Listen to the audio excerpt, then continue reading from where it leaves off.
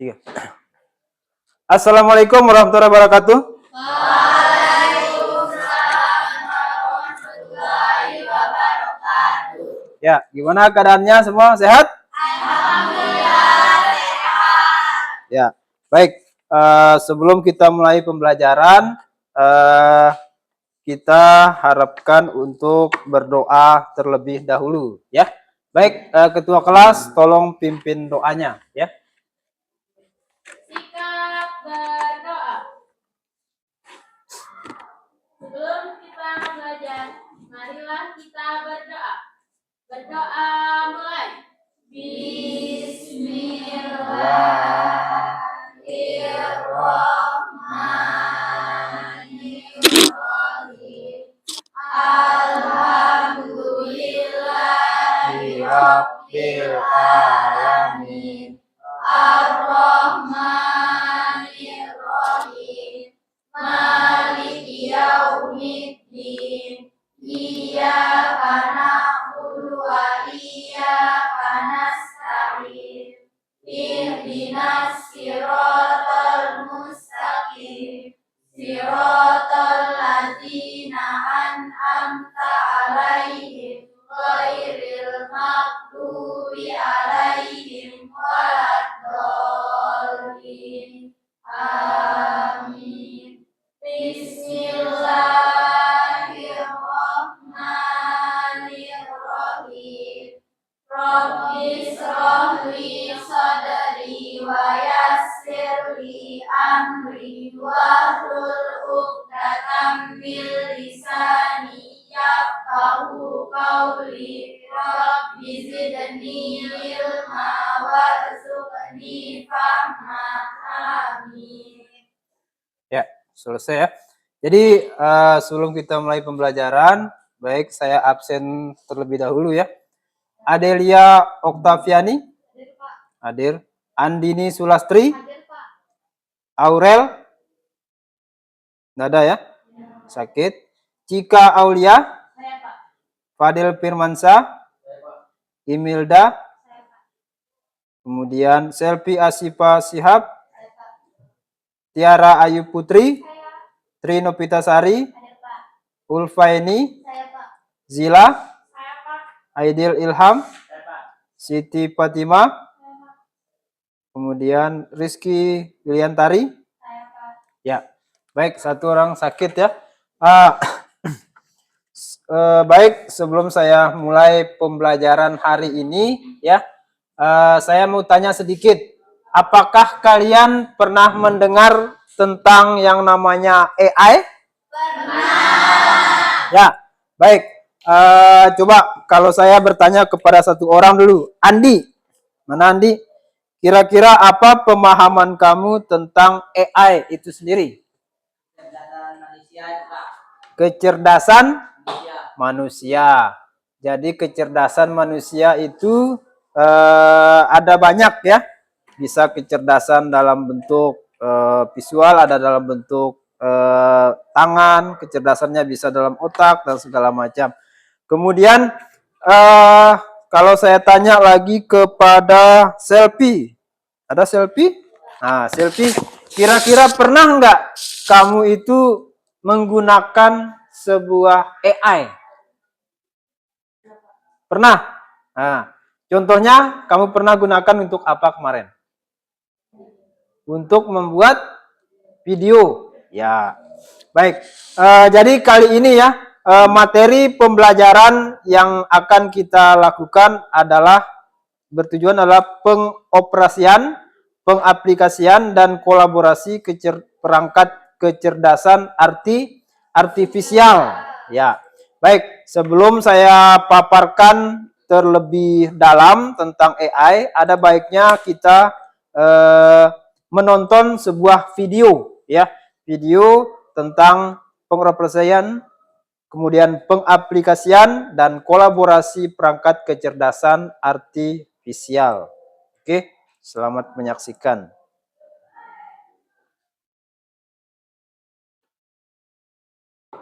Ya, ini adalah coding dan kecerdasan artifisial. Revolusi Industri 4.0 masyarakat 5.0 mengubah cara kita hidup dan bekerja. Literasi digital menjadi keterampilan dasar di era modern. Coding dan AI hadir dalam berbagai aspek kehidupan sehari-hari. Peluang karir masa depan banyak terkait dengan teknologi digital. Apa itu coding dan pemrograman? Coding adalah proses menulis instruksi untuk komputer dalam bahasa yang dapat dimengerti. Pemrograman adalah proses yang lebih luas, mencakup desain, pengujian, dan pemeliharaan program. Digunakan untuk membuat aplikasi, website, game, dan sistem otomatis. Apa itu kecerdasan artifisial? Kecerdasan artifisial adalah teknologi yang memungkinkan mesin untuk belajar dan berpikir seperti manusia. Berbeda dengan program biasa, AI dapat beradaptasi dan meningkatkan kemampuannya dari data. AI menggunakan algoritma kompleks dan data besar untuk membuat prediksi dan keputusan. Asisten virtual Siri, Google Assistant, dan Alexa menggunakan AI untuk memahami perintah suara dan memberikan respons yang relevan. Rekomendasi produk. Platform e-commerce seperti Tokopedia dan Shopee menggunakan AI untuk merekomendasikan produk berdasarkan riwayat belanja Anda. AI bisa belajar, memahami, memecahkan masalah dan mengambil keputusan, berkreasi dan bertindak secara mandiri. Dengan AI masa depan teknologi menjadi semakin cerdas dan penuh kemungkinan. Teknologi ini sudah diterapkan banyak dalam aspek kehidupan. Asisten virtual, mobil otonom, hingga alat bantu belajar.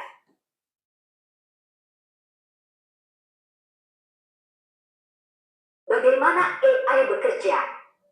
AI belajar dari data. AI menggunakan algoritma. AI terus meningkat seiring waktu. AI membuat prediksi atau kemungkinan. AI belajar dari data. Semakin banyak data, semakin pintar sistemnya. AI menggunakan algoritma, serangkaian instruksi atau langkah logis untuk menganalisis data. AI terus meningkat seiring waktu. Dengan latihan terus-menerus, AI semakin membaik atau canggih seiring waktu. AI membuat prediksi atau kemungkinan, akhirnya AI mampu memprediksi serta mampu mengambil keputusan, baik mengenali gambar, menerjemahkan bahasa, hingga menyarankan video favoritmu. Konsep berpikir komputasional. Berpikir komputasional adalah cara berpikir untuk memecahkan masalah secara sistematis dan efisien, seperti yang dilakukan komputer. Dekomposisi. Memecah masalah besar menjadi bagian-bagian kecil yang lebih mudah diselesaikan. Pengenalan pola. Mengidentifikasi persamaan, perbedaan, dan pola dalam data. Abstraksi. Menyederhanakan masalah dengan fokus pada informasi penting saja. Algoritma. Membuat langkah-langkah terurut untuk menyelesaikan masalah.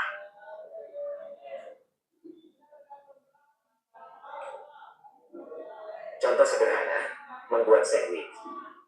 Dekomposisi, memecah proses menjadi siapkan bahan, olah bahan, susun sandwich. Pengenalan pola, mengidentifikasi urutan lapisan yang tepat. Abstraksi, fokus pada bahan utama, roti, isi, saus, dan abaikan detail yang tidak penting. Algoritma, membuat langkah-langkah terurut dari awal hingga akhir. Berpikir komputasional tidak hanya berguna dalam coding, tetapi juga dalam kehidupan sehari-hari dan berbagai bidang pekerjaan. 3 tahapan utama cara kerja AI. 1. Masukkan data informasi yang menjadi bahan belajar AI, teks, gambar, suara, angka, aktivitas pengguna. 2. Proses, pelatihan model AI menggunakan algoritma pembelajaran mesin, machine learning, atau pembelajaran mendalam, deep learning, untuk mengenali pola dari data yang dikumpulkan. 3. Luaran, prediksi output AI menerapkan apa yang telah dipelajari untuk memberikan hasil seperti menebak gambar, rekomendasi, atau keputusan. Studi kasus dan aplikasi nyata. Bagaimana coding dan AI memecahkan masalah di dunia nyata. Kesehatan, deteksi dini penyakit. AI dapat menganalisis gambar medis, X-ray, MRI, untuk mendeteksi tanda-tanda penyakit seperti kanker lebih awal dan lebih akurat dibandingkan metode tradisional. Contoh, aplikasi TBDX menggunakan AI untuk mendeteksi tuberkulosis dari gambar mikroskopis dengan akurasi 96%. Pendidikan, pembelajaran adaptif. Platform pembelajaran berbasis AI dapat menyesuaikan materi dan kecepatan belajar berdasarkan kemampuan dan gaya belajar setiap siswa. Contoh, ruang guru menggunakan AI untuk memberikan rekomendasi materi belajar yang dipersonalisasi untuk setiap siswa. Transportasi, kendaraan otonom. Mobil self-driving menggunakan AI untuk mengenali objek, memprediksi pergerakan, dan membuat keputusan berkendara yang aman. Contoh, Waymo, Google, telah menguji mobil otonom yang telah menempuh lebih dari 20 juta mil di jalan umum. Lingkungan, konservasi alam. AI membantu memantau hutan hujan, populasi satwa liar, dan perubahan iklim melalui analisis data dari sensor dan satelit. Contoh, Rainforest Connection menggunakan AI untuk mendeteksi suara penerbangan liar di hutan hujan dari rekaman audio.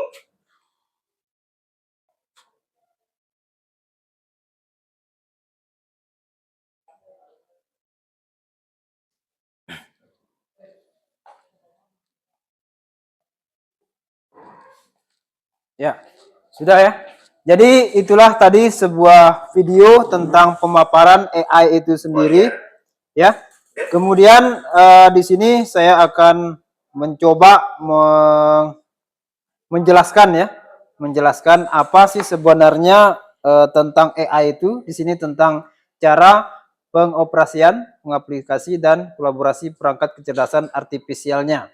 Oke, kita next. Di sini adalah pengenalan AI secara umum, ya, bahwa kecerdasan buatan atau AI itu adalah sistem yang dirancang untuk melakukan tugas yang biasanya membutuhkan kecerdasan manusia, ya. Istilah kecerdasan artifisial ini atau KA, ya. KA itu adalah kecerdasan artifisial, ya, atau artificial intelligence atau AI di dalam kurung. Pertama kali diperkenalkan pada lokakarya Dartmouth College tahun 1956 oleh John McCarthy dan koleganya. Mereka mendefinisikan KA sebagai ilmu dan rekayasa dalam menciptakan mesin cerdas, terutama program komputer yang cerdas. Sejak saat itu, konsep dan penerapannya mengalami evolusi signifikan sejalan dengan perkembangan teknologi komputasi dan teori kognitif. Nah, kemudian di sini dijelaskan ya, fase penting dalam kecerdasan artifisial ya. Di situ yang pertama ada era simbolik, kemudian dilanjutkan lagi ke pembelajaran mesin, sehingga yang terakhir itu adalah deep learning. Ya, masing-masing dijelaskan di situ. Era simbolik itu adalah KA dimulai dengan sistem berbasis logika dan aturan.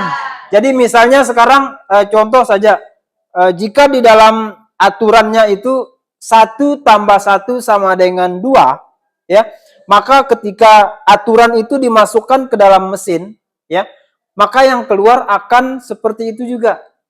Ketika kita klik atau kita cari di tombol KA-nya atau AI-nya, 1 ditambah 1 tidak mungkin menjadi 9, tidak mungkin menjadi 10. Tapi kalau misalnya aturannya dirubah sekarang, 1 tambah 1 menjadi 10. Yang keluar akan 10. Jadi ini tidak terlepas dari yang namanya aturan.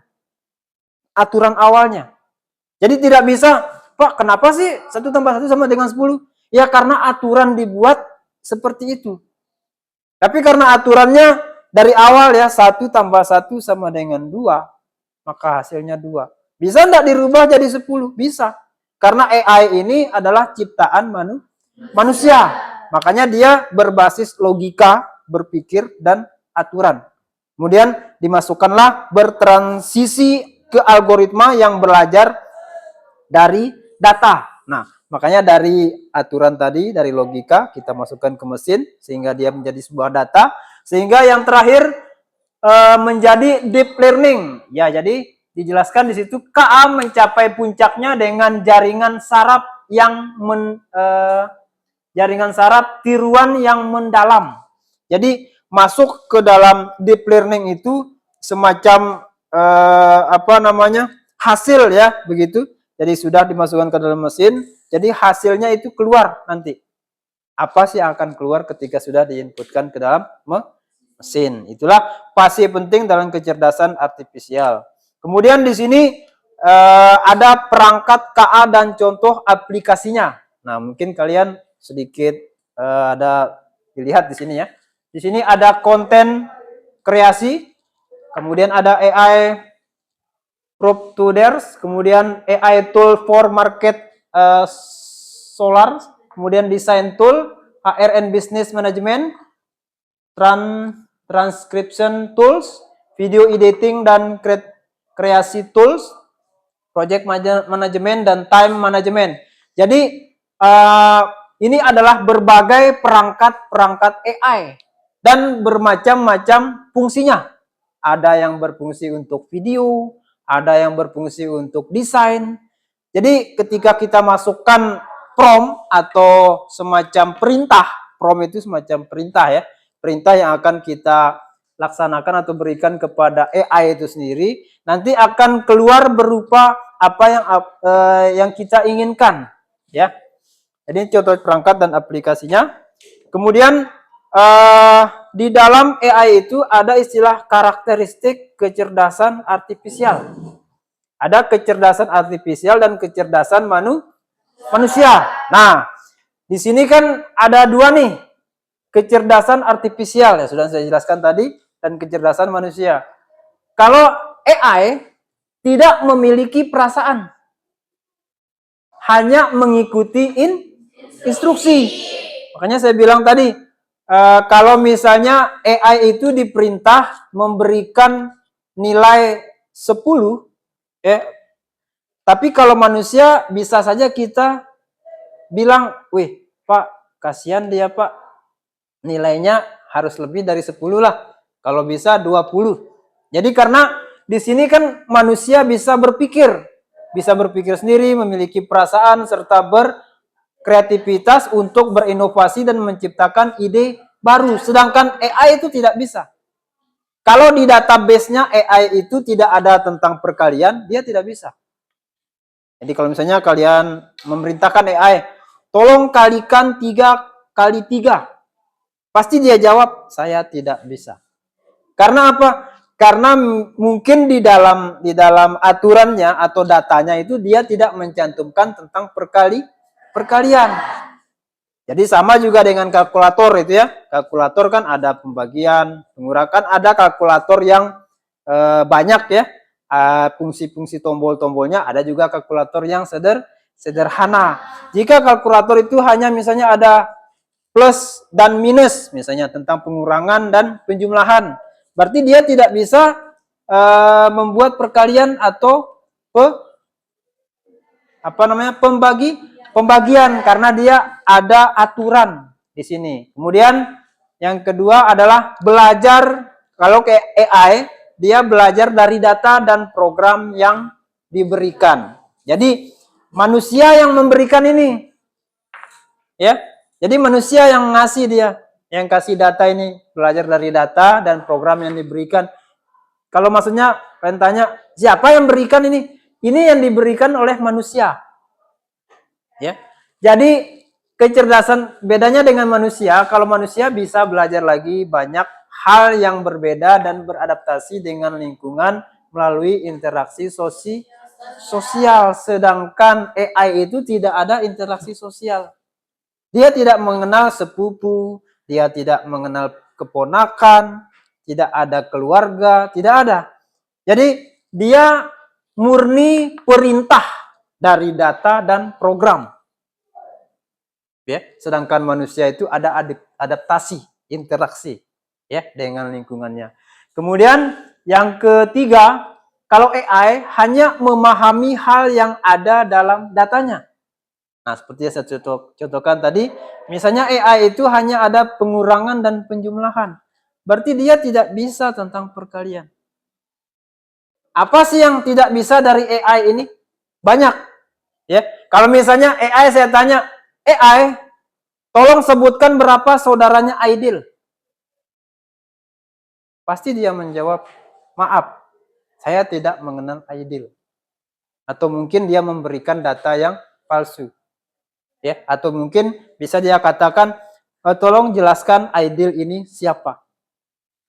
Ya, karena apa? Karena dia tidak mempunyai data tentang Aidil ini sendiri. Ketika AI dikasih data tentang Aidil, maka dia pasti bisa menjawab. Itu maksudnya.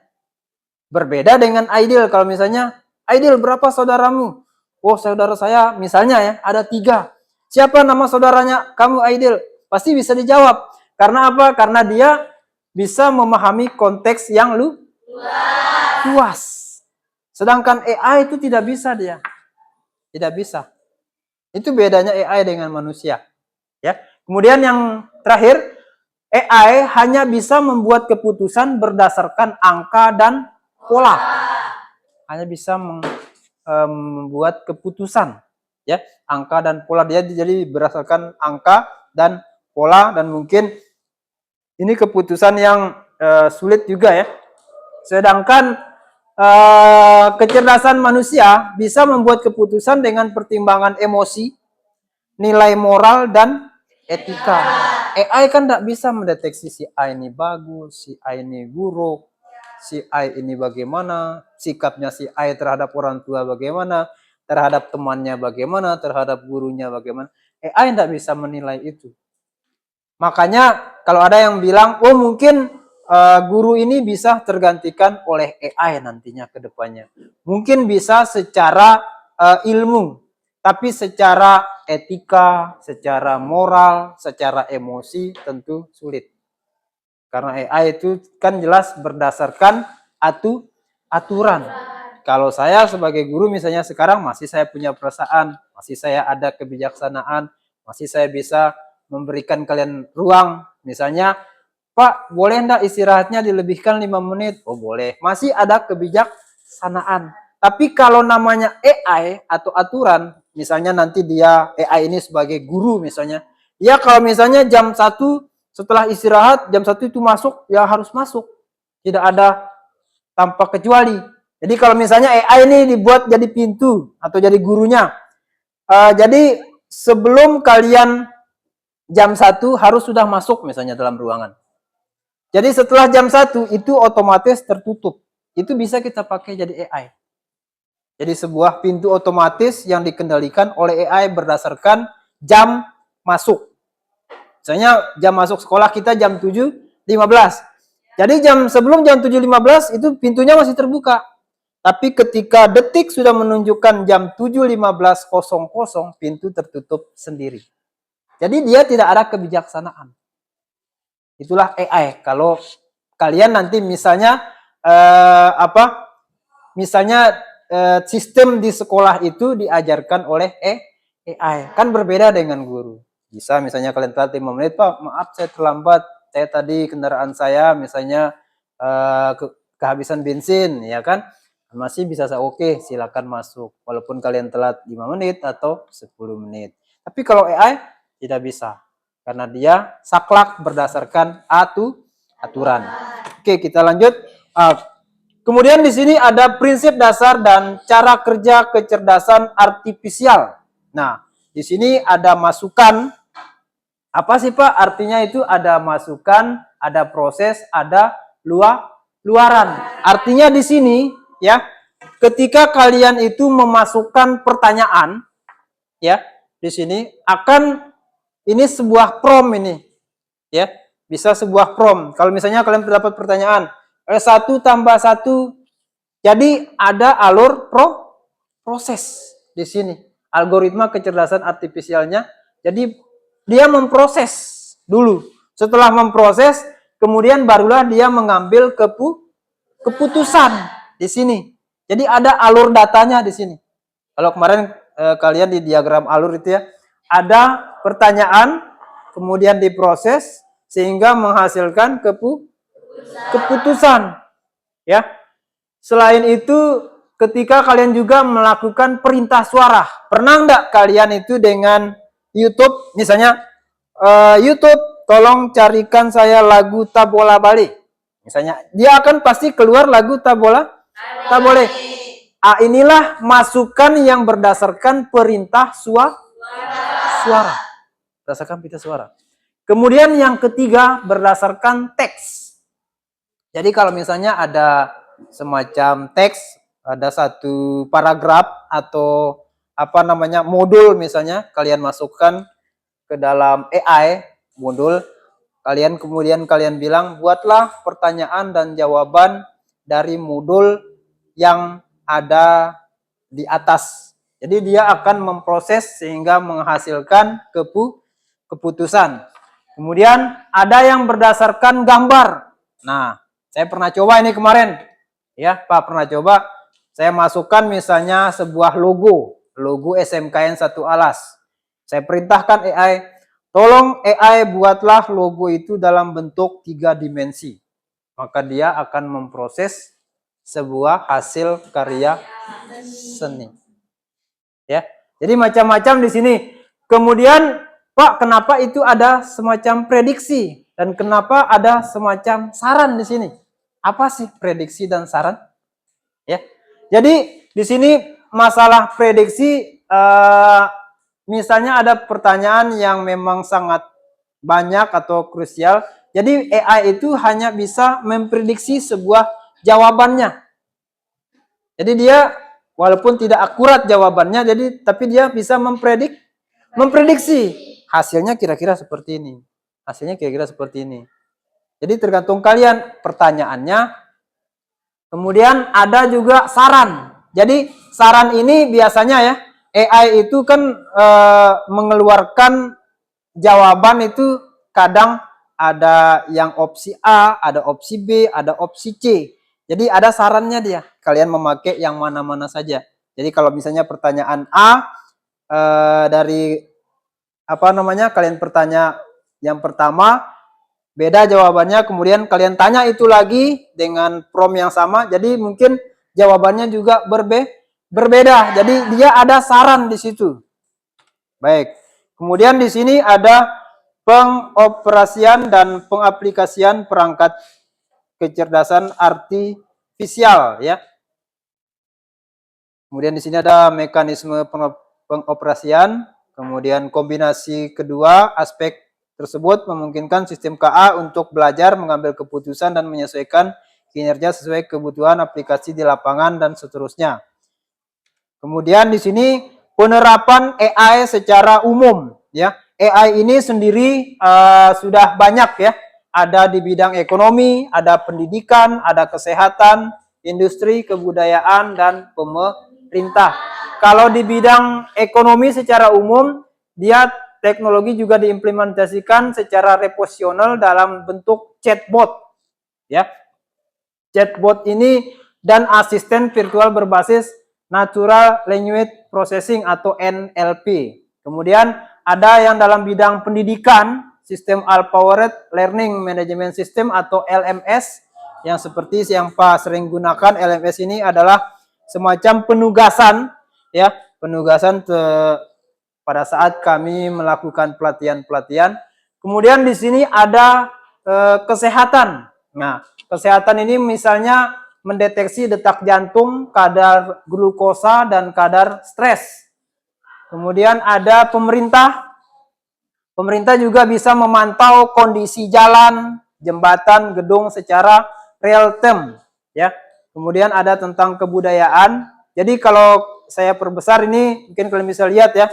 Jadi kalau misalnya pernah enggak kalian melihat candi? Candi itu kalau biasanya candi ditemukan itu kadang ada yang sudah tangannya sudah terhilang satu ya atau patah misalnya. Jadi dengan AI kita masukkan gambar candi yang tidak ada tangan, jadi dia bisa mengilustrasikan tangan yang utuh nantinya. Jadi contohnya seperti ini. Nah, contohnya seperti ini. Jadi dia bisa mengilustrasikan nantinya ketika kalian masukkan potongan-potongan dari benda, sebuah benda purbakala misalnya, ketika masukkan ke AI, jadi dia akan ilustrasikan secara utuh, ya, atau secara baik. Kemudian Penerapan AI secara khusus. Nah, AI secara khusus ini ada 4 ya. Ada teknologi dan rekayasa, ini adalah robot, jadi sudah tidak ada pakai manusia dia.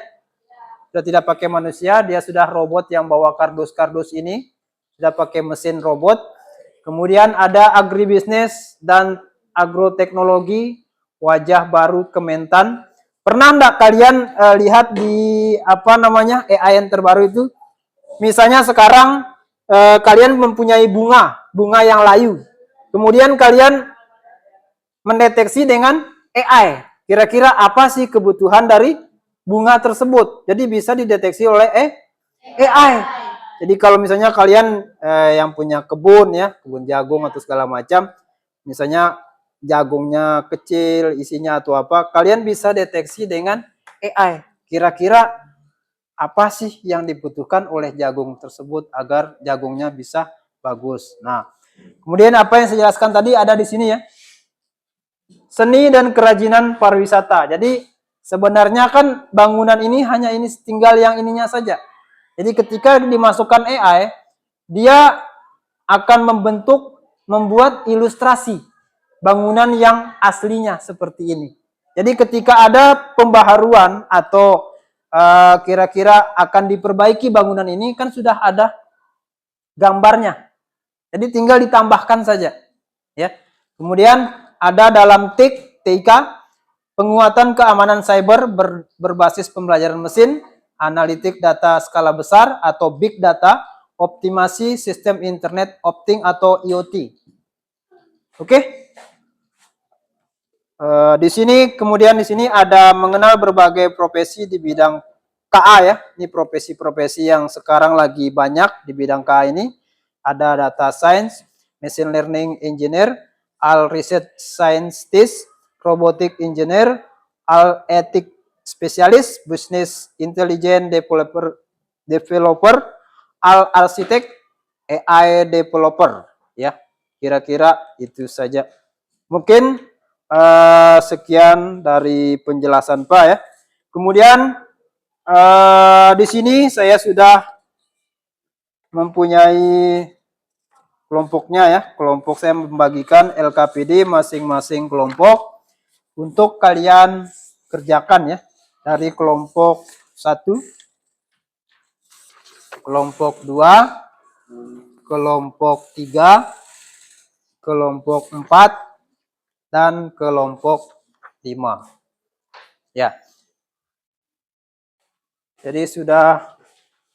Jadi materi yang sudah saya berikan ya bisa kalian jadi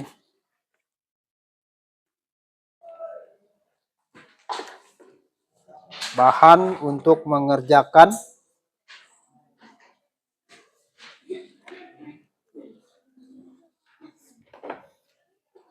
silakan dikerjakan dengan baik berdasarkan kelompoknya. Jadi kelompoknya saya bagi menjadi 5 kelompok. Di masing-masing kelompok nanti akan maju untuk mempresentasikan ya hasil dari diskusi kelompoknya. Ya. Ya. Ya, langsung. Ya. Langsung saja.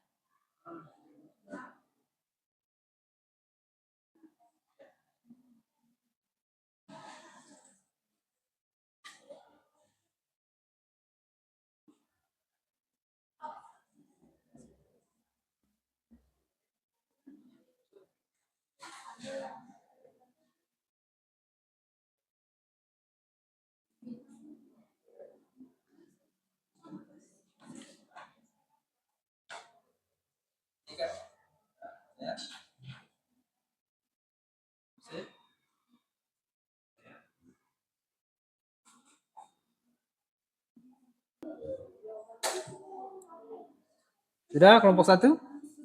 Sudah? Kelompok 2? Sudah? Oke. Bisa kita mulai presentasinya? Oke, baik.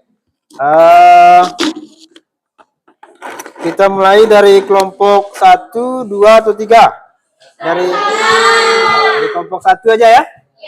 Oke, baik. Silakan kelompok 1 untuk memulai presentasi. Presentasi dari kelompok 1 tentang pengelompokan 3 subkategori. Siapa yang mau anunya, moderatornya? Siapa? Ya, ya. Kita perkenalan ya Pak. Kita perkenalan ya Pak. Ya. Oke, Ih, sumpah. Bisa langsung masuk. perkenalkan nama kelompoknya satu-satu. Kamu sudah. Ya, langsung dibacakan aja. Ya, Assalamualaikum. Assalamualaikum warahmatullahi wabarakatuh. Waalaikumsalam warahmatullahi wabarakatuh. Perkenalkan, nama saya Andini Sulastri dan teman saya bernama Adelia Oktaviani dan Imelda. Ya, Kami berdiri di sini akan mempresentasikan hasil diskusi kami. Soal nomor 1. Kelompokkan dan jelaskan KA menjadi 3 subkategori berdasarkan kapabilitasnya. 2. Kelompokkan dan jelaskan KA berdasarkan fungsionalitasnya. Jawabannya 1A. Artificial Narrow. Subkategori KA ini juga dikenal dengan KA lemah atau weak AL dan merupakan KA yang ada saat ini. Banyak sekali produk-produk yang mengintegrasikan ANI. ANI dapat mencapai kemampuan manusia superhuman capabilities. Contohnya, perangkat KA yang diprogram untuk menerjemahkan suatu bahasa lain. B. Artificial General Intelligence (AGI).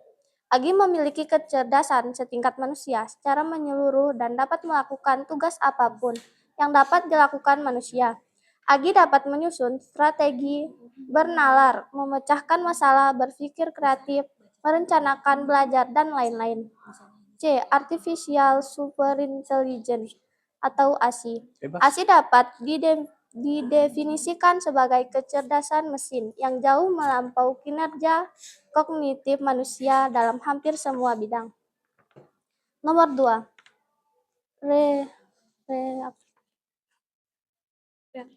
Reactive means sebuah sistem KA tanpa memori yang dirancang untuk melakukan tugas yang sangat spesifik. B.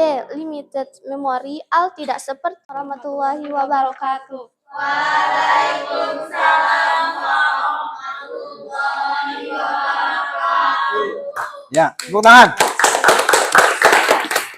Ya, jadi itu adalah yang dibacakan oleh temannya itu tentang subkategori berdasarkan kapabilitasnya ya. Baik. Dan juga KA berdasarkan fungsionalitasnya. Jadi ada 2 yang dijelaskan oleh teman kalian itu tentang kapabilitas dan fungsionalitasnya. Baik, kemudian kelompok 2, silakan maju. Tepuk tangan dulu.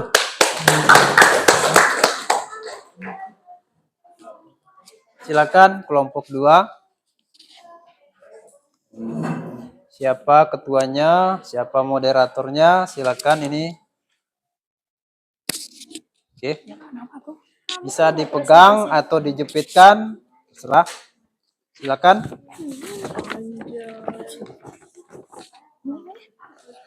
Assalamualaikum warahmatullahi wabarakatuh. Waalaikumsalam warahmatullahi wabarakatuh. Kami dari kelompok 2 ingin mempresentasikan hasil diskusi kami. Berikan contoh tugas spesifik yang dapat dibantu oleh perangkat KA beserta contoh aplikasinya.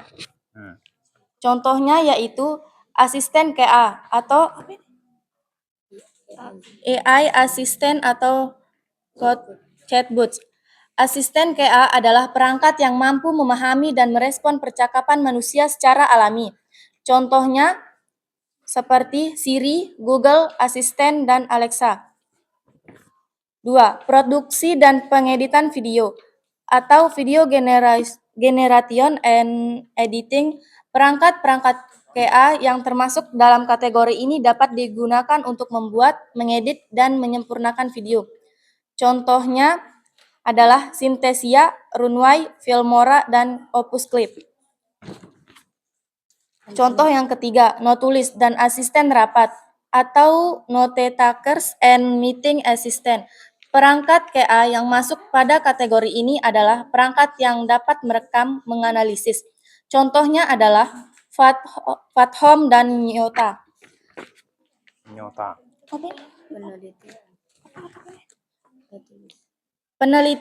Penelitian atau research.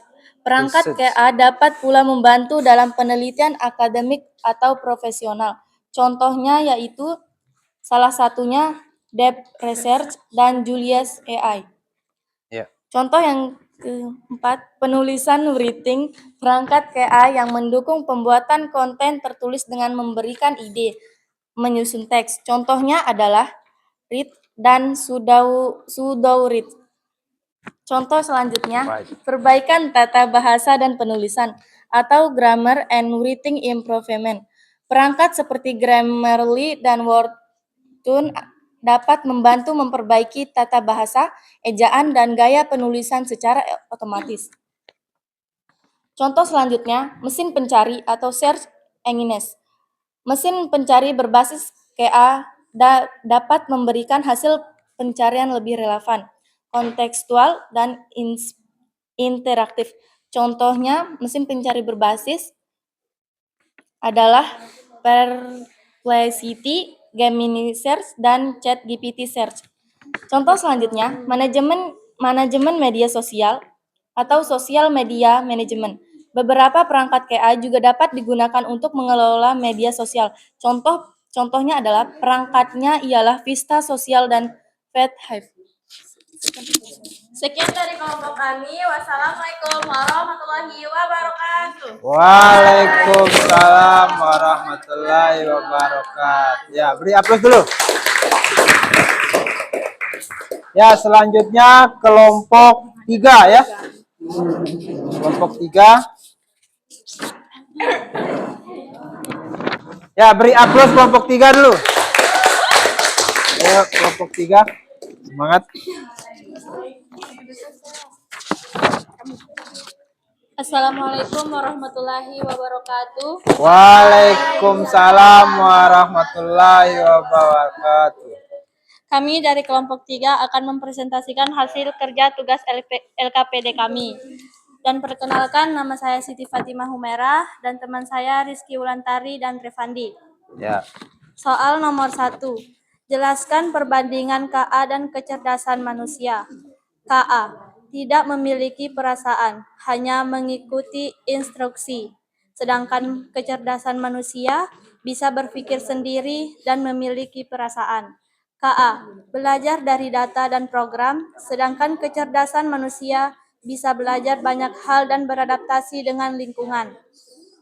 KA hanya memahami hal yang ada dalam datanya, sedangkan kecerdasan manusia bisa memahami konteks yang luas.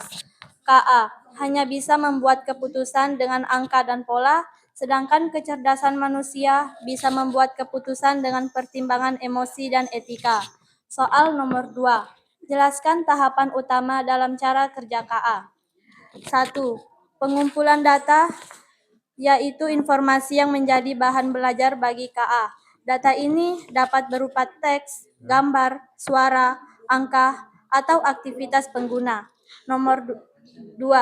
Pelatihan model di mana KA menggunakan algoritma pembelajaran mesin atau pembelajaran mendalam untuk mengenali pola dari data yang dikumpulkan. 3. Menghasilkan output prediksi. KA mulai menerapkan apa yang telah dipelajari untuk memberikan hasil seperti menebak gambar, memberikan rekomendasi, atau membuat keputusan. Sekian tugas presentasi tugas LKPD kami. Mohon maaf apabila ada pengucapan yang salah. Wassalamualaikum warahmatullahi wabarakatuh. Waalaikumsalam warahmatullahi wabarakatuh. Ya, benar. Ya, sebelum kita lanjut ke kelompok 4, coba kita tepuk semangat dulu. Ya, bisa tepuk semangat semua? Ya, saya aba-aba. Tepuk semangat. Semangat. Semangat. Lagi sekali? Ya, oke lagi. Tepuk semangat. Semangat.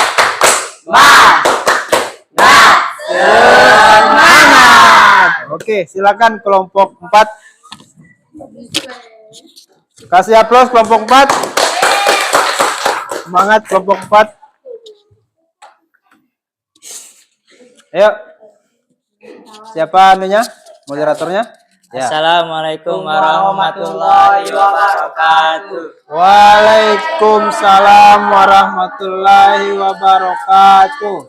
Perkenalkan, kami dari kelompok 4 ingin mempresentasikan tentang apa? Hasil kerja kelompok kami yang Ya. akan dibacakan oleh Andi Dermawan. Ya, silakan Andi Dermawan. Soal 1. Sebutkan dan jelaskan serta berikan contoh penerapan perangkat KA di bidang umum. Ya, jadi penerapan perangkat KA di bidang umum ya. Silakan Andi. A. Ekonomi dan bisnis dalam sektor ekonomi. KA telah menjadi pemeran sentral dalam peningkatan inovasi melalui perannya dalam analisis data pasar secara prediktif, pemodelan tingkat penjualan, hingga personalisasi layanan berbasis sistem rekomendasi cerdas. Contoh, sebagai ilustrasi, perusahaan e-commerce ternama memanfaatkan algoritma machine learning untuk mengkurasi rekomendasi produk yang sesuaikan dengan riwayat perilaku, minat, dan pola belanja penggunaannya. Ya. Selanjutnya. B. Pemerintahan dalam upaya transformasi tata kelola pemerintahan. KA dimanfaatkan secara strategis untuk memodernisasi administrasi publik dan memperkuat kualitas perumusan kebijakan dan berbasis bukti. Contoh, untuk memantau kondisi jalan, jembatan, dan gedung secara real time sehingga mengurangi biaya perawatan dan mencegah terjadinya kerusakan. Terus lanjut. C. Pendidikan dalam era transformasi digital. KA berperan sebagai katalisator inovasi melalui pengembangan sistem pembelajaran adaptif berbasis machine learning yang mampu menyesuaikan konten, kecepatan belajar, dan tingkat kesulitan materi profil individu secara didik. Contoh seperti adaptive learning tools memanfaatkan algoritma analitik untuk memberikan umpan balik real time dan rekomendasi materi remedial serta meningkatkan retensi pemahaman siswa. Research. D. Kebudayaan dalam upaya melestarikan warisan budaya. KA memiliki banyak peran, salah satunya melalui digitalisasi arsip budaya berbasis machine learning dan pengembangan konten kreatif. Ya. Contohnya, proyek Google Arts dan Kultur yang bekerja sama dengan museum di berbagai wilayah di belahan dunia menggunakan KA untuk memindai dan mengkatalogkan lebih dari 250.000 artefak budaya termasuk batik Indonesia dan ukiran kayu Japara. Kesehatan dalam dunia kesehatan modern. KA telah merevolusi praktek kedokteran melalui kontribusi yang revolusioner di bidang diagnostik, interpretasi, citra medis, dan manajemen data kesehatan integrasi. Contohnya, teknologi berbasis learning seperti convolution neuron atau CNN mampu menganalisis gambar radio atau MRI, CT scan dan dengan akurasi yang sangat tinggi. Industri dan manufaktur. KA memberikan manfaat signifikan dalam bidang industri manufaktur dengan menawarkan potensi besar untuk meningkatkan efisien, kualitas, dan produktivitas melalui pemantauan mesin, prediksi perawatan, hingga optimasi rantai pasokan dan desain produk. Contohnya, 1. Peningkatan efisien produktif. 2. Peningkatan kualitas produk. 3. Optimasi rantai pemasaran. 4. Peningkatan kualitas dan pengambilan keputusan. Sekian dari kami. Wassalamualaikum warahmatullahi wabarakatuh. Waalaikumsalam warahmatullahi wabarakatuh.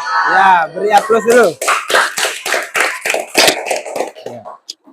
Lanjut ke kelompok 5 ya.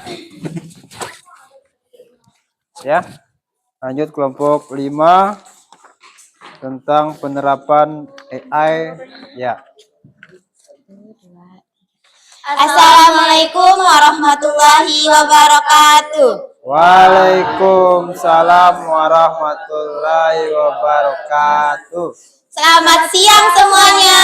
Selamat siang, teman-teman. Perkenalkan, kami dari kelompok 5. Di sini kami akan menjelaskan atau mempresentasikan hasil kerja kelompok kami.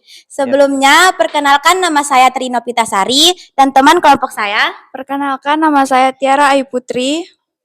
Dan Perkenalkan nama saya Ulfaeni. kami di sini akan menjelaskan terkait penerapan AI secara khusus. Ya. Sebutkan dan jelaskan serta berikan contoh penerapan perangkat QA di bidang khusus. Yang pertama, teknologi rekayasa. Teknologi dan rekayasa. Dalam industri manufaktur, teknologi KA telah diimplementasikan untuk meningkatkan efisien operasional. Contoh, perusahaan elektronika terkemuka Siemens telah mengintegrasikan konsep digital twin untuk memantau dan mengoptimalkan proses produksi secara real time. Yang kedua, teknologi informasi dan komunikasi atau TIK.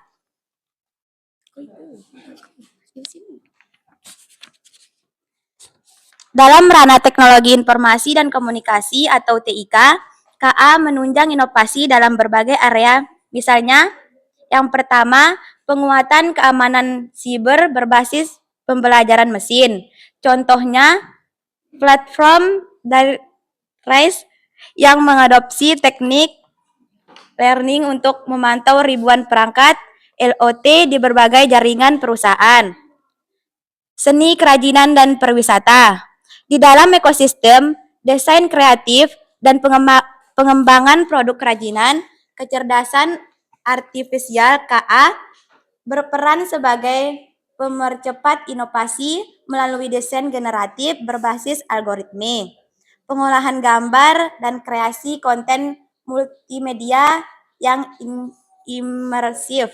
Beberapa platform seperti Sensei memanfaatkan QA generatif untuk dapat menghasilkan pola yang bisa dimanfaatkan pada kain tradisional. misalnya batik atau tenun, dengan kecepatan yang jauh lebih cepat. Dan selanjutnya, agribisnis dan agroteknologi dalam sektor agribisnis modern. KA banyak berperan dalam monitoring lahan menggunakan drone, analisis prediksi berbasis pembelajaran mesin, dan optimasi sumber daya berbasis IoT.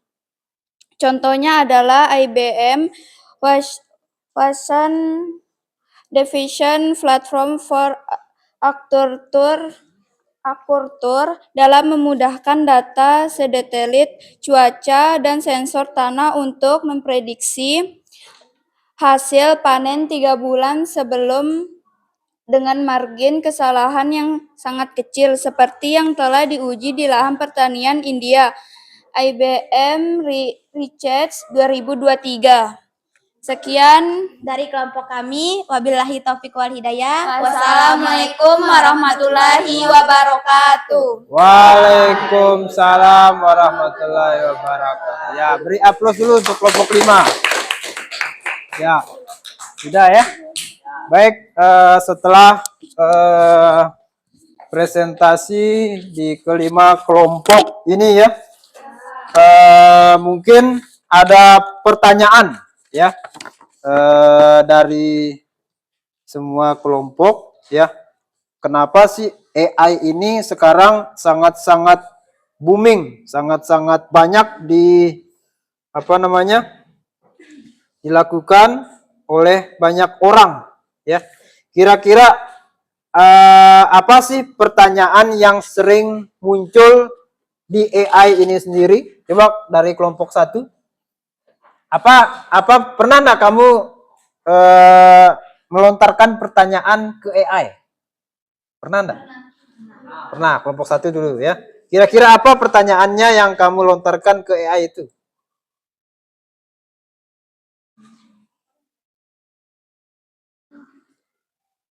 Apakah tentang pelajaran, tentang kesehatan, atau tentang yang lain-lain? Tentang pelajaran. Ya, baik. Jadi tadi sudah dijelaskan ya bahwa AI itu sendiri kan ada penerapannya di bidang umum dan bidang khusus. Terutama kalau bidangnya tentang misalnya bidang pendidikan juga ada macam-macam AI yang menunjang bidang pendidikan. Baik, kemudian dari hasil yang sudah dipaparkan oleh kelima kelompok, apakah kalian memahami konsep dasar dari kecerdasan artifisial ini?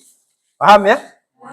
Nah, jadi karena kita tadi kan mempelajari masalah mengoperasian dan pengaplikasian tentang AI itu sendiri, pengenalannya, kemudian tentang perangkatnya, kemudian karakteristiknya, berikut juga prinsipnya ya. Kemudian ada penerapan secara umum dan secara khusus ya. Semoga pembelajaran hari ini dapat bermanfaat bagi kita semua. Baik, untuk pertemuan selanjutnya mungkin kita akan mempelajari tentang masalah prompt-nya atau bagaimana perintah yang akan kita buat atau kita berikan atau kita masukkan ke dalam AI itu sendiri. Berikut juga nanti AI-nya apa sih yang cocok yang akan kita terapkan. Misalnya tadi kalau ada bidang pendidikan, bagaimana kita membuat desain, bagaimana tentang kita membuat gambar atau video. Nanti kita coba di pertemuan berikutnya. Oke, ada pertanyaan sampai sini? Tidak ada ya. Baik, jadi kesimpulannya hari ini yang kita dapat bagaimana cara kita memahami ya AI itu sendiri secara umum dan secara khusus ya. Sejatinya itu sebenarnya adalah untuk memudahkan kita ya dalam melakukan pekerjaan ya. Baik, kalau tidak ada pertanyaan, marilah kita tutup pembelajaran hari ini dengan mengucapkan alhamdulillahirabbil alamin. Wassalamualaikum warahmatullahi wabarakatuh. Waalaikumsalam warahmatullahi wabarakatuh. Ya, baik. Sebelum kita pulang, marilah kita berdoa menurut keyakinan kita masing-masing. Silakan ketua kelas mimpin doa. Kita berdoa. Sebelum kita pulang, marilah kita berdoa. Berdoa mulai. Bismillahirrahmanirrahim. Alhamdulillahirabbil alamin.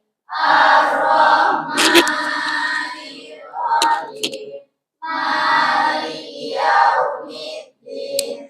Iyyaka na'budu wa iyyaka nasta'in. Ihdinas siratal mustaqim. Siratal ladzina an'amta 'alaihim ghairil maghdubi 'alaihim waladdallin. Amin. Ya. Bismillahirrahmanirrahim. Subhanakallahumma wa bihamdika asyhadu an la ilaha illa anta astaghfiruka wa atubu ilaik. Ya. Baik, pembelajaran saya tutup. Silakan pulang ya. Satu-satu. Ya. Ya, silakan langsung istirahat pulang ya. Ya. Hati-hati ya. Ya, hati-hati di jalan. Ya, hati-hati ya. Assalamualaikum, Pak. Salam. Ya, silakan. Salam.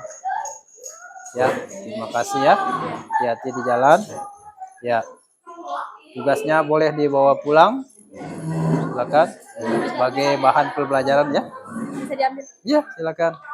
Ya, sebagai pembelajaran di rumah boleh dibawa pulang tugasnya. Oke, hati-hati ya. Oke, hati-hati ya. Salam.